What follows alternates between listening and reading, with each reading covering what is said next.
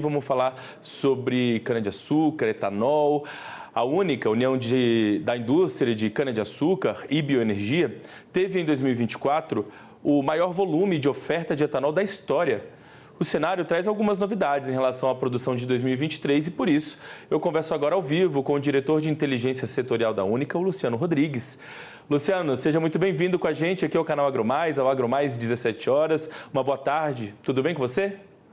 Tudo bom, Felipe? Prazer estar aqui com você e com todos aqueles que nos acompanham. É uma satisfação nossa, Luciano. Bom, pelo que eu vi, o volume superou aí em 4%, mais de 4%, o registrado em 2023. Queria que você contasse para a gente quais fatores explicam esse aumento na oferta. Perfeito.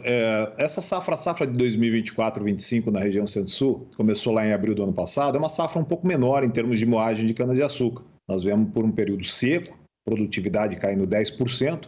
Agora, nós tivemos outros elementos, né? Então, produção de etanol de cana cai um pouquinho, 1,8%, a produção caiu até agora, mas nós tivemos um crescimento da produção de etanol de milho. Nós tivemos um início de 2024 com estoque de passagem mais elevado e também uma pequena retração nas exportações de etanol. Então, somando esses elementos todos, nós tivemos a maior oferta de etanol no ano civil de 2024 da história do país, 36,8 bilhões de litros, e com isso, o mercado de etanol hidratado, aquele que a gente usa diretamente aí nos veículos flex, ele cresceu 33% em 2024, na comparação com 2023. Você estava falando aí, eu estava pensando, pelo que eu vi, esse levantamento traz aí algumas novidades e fala sobre uma questão de paridade do etanol hidratado em relação à gasolina tipo C. Isso é uma notícia, digamos assim, positiva, né? Sim, super positiva. O ano 2024, praticamente o ano inteirinho, o etanol ficou competitivo em relação à gasolina na maior parte do mercado consumidor. Na média do Brasil, a paridade foi de 65%, né? Relação de preço entre o preço do etanol e o preço da gasolina, muito abaixo dos 73%, que é a paridade técnica entre os dois biocombustíveis, e com isso o consumidor brasileiro pôde economizar 11 bilhões de reais. Então, se nós não tivéssemos etanol no mercado brasileiro em 2024, para percorrer a mesma quilometragem, o consumidor ia gastar 11 bilhões de reais a mais na compra de combustíveis.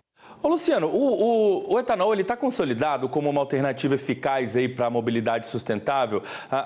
Também a questão da economia de baixo carbono, os números, a demanda demonstram isso?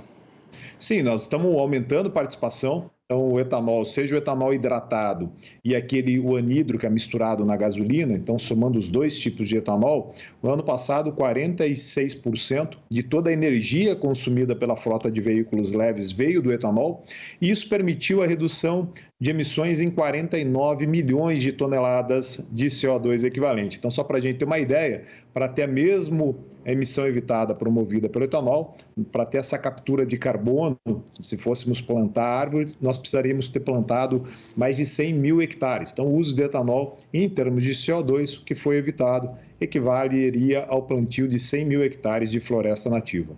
É uma demanda importante que, de uma certa maneira, influencia diretamente no aumento do volume, né, de produção. E aí, ainda falando sobre essa questão aí do uso do etanol como um biocombustível, como uma alternativa eficaz em relação à sustentabilidade, queria que você comentasse um pouquinho sobre o etanol de milho também na produção de hoje, porque ele está ganhando cada vez mais espaço, né? Há uma crescente na produção desse tipo de etanol. Sim, a gente vem trazendo mais robustez à oferta de etanol no país, né? No passado, a produção de cana era restrita a algumas regiões aqui, a estados mais tradicionais, São Paulo, Triângulo Mineiro, Paraná, no Centro-Sul, ao litoral da região Nordeste. Com o passar do tempo, a produção de cana cresceu em outros estados, Mato Grosso do Sul, Minas, Goiás, e agora nós estamos observando o crescimento da produção de etanol de milho, né, especialmente na segunda safra de soja. No ano passado, a produção de etanol de milho representou 18,5% do total da produção. Nessa safra aqui, ela termina oficialmente lá em março, nós devemos ter algo entre 23% e 24%. Então, grosso modo, né, nós temos hoje no Brasil 75% da oferta de etanol vindo da cana, 25% vindo do milho, e com isso a gente tem um complemento de oferta, né? Tem produtos com características diferentes. A cana eu não consigo armazenar, tem que armazenar etanol, não colho cana, especialmente aqui no Centro-Sul, janeiro, fevereiro, março, né? Um volume muito pequeno. No caso do etanol de milho, eu armazeno milho, consigo produzir o etanol ao longo dos 12 meses do ano. Então, na prática, um complementa o outro. Isso tem trazido mais robustez à oferta e, obviamente, mais benefício aí para o consumidor na ponta. Para a gente concluir aqui, encerrar o nosso bate-papo, eu quero aproveitar a oportunidade para te perguntar sobre uma campanha que começou no ano passado, que é aquela campanha do Vai de Etanol.